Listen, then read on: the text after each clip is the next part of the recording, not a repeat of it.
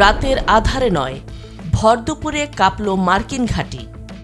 ছিন্ন ভিন্ন আমেরিকান ছাতা। পেন্টাগনের ভুলে কি অস্তিত্ব সংকটে আরব বিশ্ব? মধ্যপ্রাচ্য, যেখানে সাধারণত যুদ্ধ শুরু হয় রাতের নিকষ কালো অন্ধকারে। শত্রুকে চমকে দিতে, রাডারকে ফাঁকি দিতে রাতের আধারই হল সামরিক বাহিনীর সবচেয়ে বড় অস্ত্র। কিন্তু দিনটি ছিল অন্যরকম।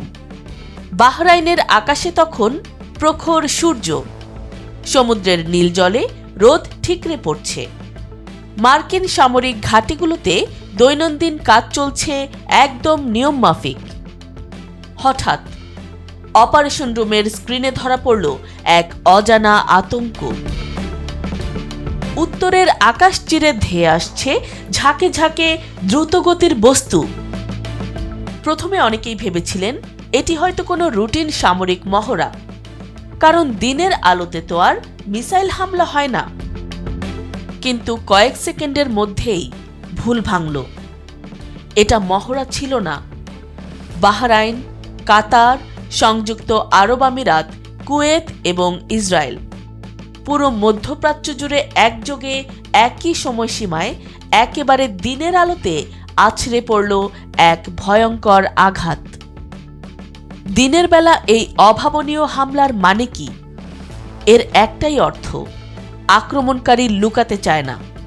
তারা চায় বিশ্ব দেখুক, স্যাটেলাইট দেখুক, রাডার দেখুক, আন্তর্জাতিক মিডিয়া দেখুক। তারা বুক চিতিয়ে জানান দিচ্ছে, আমরা আসছি। এই আঘাত শুধু কোনো সামরিক স্থাপনার উপর ছিল না,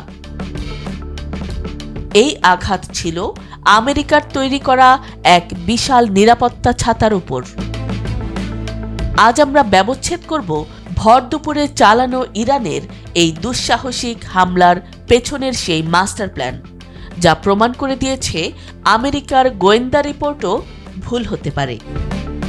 মধ্যপ্রাচ্যের ভূ রাজনীতিতে ছোট ও মাঝারি রাষ্ট্রগুলো যেমন বাহরাইন, কাতার বা ইউএই একটি অলিখিত চুক্তির উপর বেঁচে থাকে, আর তা হল মার্কিন নিরাপত্তা ছাতা। এই দেশগুলো ইরানের মতো বিশাল আঞ্চলিক পরাশক্তির সাথে একা লড়ার জন্য নিজেদের তৈরি করেনি। তারা ওয়াশিংটনের উপর অন্ধ বিশ্বাস রেখেছিল। মাত্র কয়েক মাস আগের কথা, ওয়াশিংটনের গোয়েন্দা বা ইন্টেলিজেন্স রিপোর্ট অত্যন্ত আত্মবিশ্বাসের সাথে একটি তথ্য দিয়েছিল। গত জুনের হামলার উপর ইরানের অধিকাংশ মিসাইল লঞ্চার এবং সামরিক সক্ষমতা ধ্বংস হয়ে গেছে। তারা এখন দুর্বল। এই একটি তথ্যের উপর ভিত্তি করেই মধ্যপ্রাচ্যের রাষ্ট্রগুলো নিশ্চিন্তে ঘুমাচ্ছিল। এটি শুধু একটি তথ্য ছিল না, এটি ছিল তাদের জন্য এক বিশাল মনস্তাত্ত্বিক রক্ষা কবচ। কিন্তু ভর দুপুরে যখন একযোগে মিসাইলগুলো আছড়ে পড়ল, তখন প্রথম যে জিনিসটি কেঁপে উঠেছিল তা কোনো রাডার বা ভবন নয়, সেটি ছিল বিশ্বাস। যদি ইরানের মিসাইল সক্ষমতা ধ্বংসই হয়ে থাকে, তবে এত নিখুঁত এবং সমন্বিত হামলা কিভাবে সম্ভব হলো?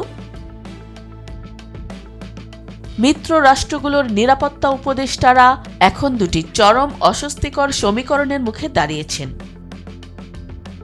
১. মার্কিন গোয়েন্দা মূল্যায়ন কি অতিরিক্ত আশাবাদী আর ভুল ছিল? ২. নাকি ইরানকে চরমভাবে অবমূল্যায়ন করা হয়েছে?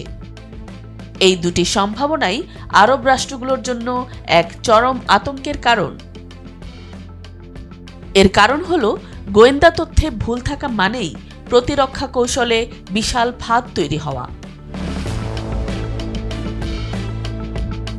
সামরিক বিশ্লেষকরা বলছেন, একযোগে দিনের আলোতে এই আঘাত কোনো সাধারণ সামরিক কৌশল নয়। এটি মূলত একটি মেসেজিং সিস্টেম বা বার্তা প্রেরণের ভয়ঙ্কর মাধ্যম। এই একটি হামলার মাধ্যমে তেহরান মূলত ৫টি ভিন্ন ভিন্ন স্তরে মনস্তাত্ত্বিক বার্তা পাঠিয়েছে।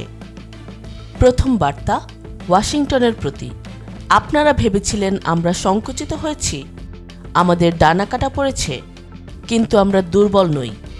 এটি পেন্টাগনের ভুল ধারণা ভেঙে দেওয়ার এক সরাসরি ও প্রকাশ্য চ্যালেঞ্জ। দ্বিতীয় বার্তা, আঞ্চলিক মিত্রদের প্রতি।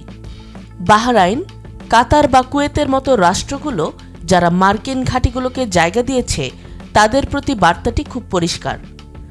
আপনারা এই খেলায় নিরপেক্ষ নন। আপনাদের মাটি ব্যবহার হলে আপনাদের আকাশেও সতর্কতা বাজবে। এটি শত্রুতা ঘোষণা নয়, বরং রূঢ় বাস্তবতার স্মরণ করিয়ে দেয়া। তৃতীয় বার্তা, ইসরায়েলের প্রতি। ইসরায়েল দীর্ঘদিন ধরে ছায়াযুদ্ধের মাধ্যমে ইরানের সক্ষমতা কামানোর দাবি করে আসছিল। দিনের আলোর এই আঘাত প্রমাণ করল তেহরান শুধু আত্মরক্ষাই করে না, তারা যে কোনো মুহূর্তে দ্রুততম সময়ের মধ্যে প্রত্যাঘাত করতে পারে। চতুর্থ বার্তা, বিশ্ববাজারের প্রতি। হরমুজ প্রণালী শুধু একটি জলপথ নয়, এটি বিশ্বের অর্থনীতির ধমনী। ইরান বুঝিয়ে দিল তাদের উপর চাপ বাড়লে এই ধমনী যে কোনো মুহূর্তে কেটে দেয়া হবে। জ্বালানির বাজার কাঁপানোই তাদের অন্যতম বড় কূটনীতি। পঞ্চম ও গভীরতম বার্তা, নিজস্ব জনগণের প্রতি। দেশের ভেতরে যখন অস্থিরতা থাকে, তখন এমন একটি প্রকাশ্য ও বুক চিতিয়ে করা হামলা সাধারণ মানুষের মনে এক বিশাল আত্মসম্মান আর গর্বের জন্ম দেয়। এটি বলে, আমরা মাথা নত করিনি। হামলার পর মধ্যপ্রাচ্যের মিত্র রাষ্ট্রগুলো এখন চরম হিসাব নিকাশে ব্যস্ত। তারা বুঝতে পেরেছে শুধু আমেরিকার উপর ভরসা করে আর টিকে থাকা যাবে না। আকাশ প্রতিরক্ষা জোরদার থেকে শুরু করে রাডার কাভারেজ বাড়ানো এবং বিকল্প কূটনৈতিক পথ খোঁজার এক মরিয়া চেষ্টা শুরু হয়েছে দোহা থেকে মানামা পর্যন্ত। কিন্তু ওই দিন বিকেলে তেহরানের দৃশ্যপট ছিল একেবারেই ভিন্ন। সূর্য ধীরে ধীরে আলবোর্স পাহাড়ের পেছনে নেমে যাচ্ছে। শহরের উপর নেমে এসেছে এক অদ্ভুত প্রশান্ত নীরবতা। দিনের আলোয় যে আগুনের রেখা আকাশে উঠেছিল, তা ততক্ষণে ইতিহাসের পাতায় জায়গা করে নিয়েছে। এমন কথা ভাবতে ভালোই লাগে। দূরের এক সাদামাটা শান্ত কক্ষে বসে আছে একজন প্রবীণ মানুষ। তার চোখে বয়সের ভার আর চরম ক্লান্তি, কিন্তু দৃষ্টিতে এক অদ্ভুত তীক্ষ্ণ দৃঢ়তা।